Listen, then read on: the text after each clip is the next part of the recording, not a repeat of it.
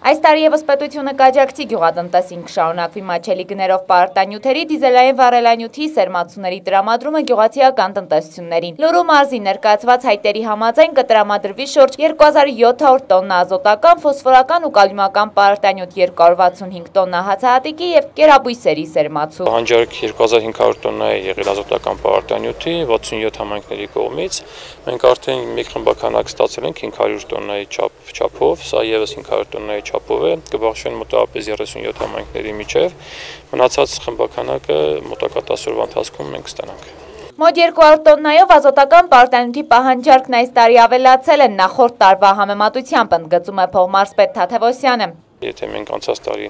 ունեինք պահանջարկ 2300 տոննայի, այս տարի մենք ունենք 2500 տոննայի պահանջարկ, ասեմ, որ պարարտանյութը սուբսիդավորված գներով է հատկացում գյուղացիներին, պարկը 6000 դրամով, մնացած մասը պետությունը իր վրա է վերցրել։ Մարզում սկսված է նաև գարնանացանը, չնայած անբարենպաստ եղանակների առաջացրած խոչընդոտներին, գարնան գյուղատնտեսական աշխատանքները մեկնարկել են արդեն Լոռու մարզի Թումանյանի, Ստեփանավանի և մասամբ Սպիտակի տարածաշրջանի գյուղերում։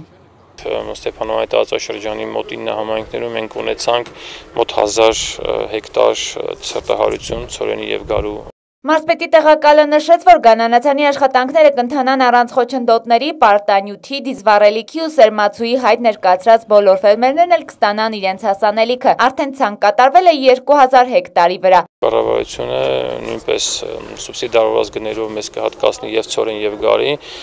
որոշում է կայացվել, որպեսզի այդ աշնանացան ցրտահարված ցորենի և գարու փոխարեն մենք նույն հողամասերում այս տարի արդեն ցանենք գարնանացան ցորեն,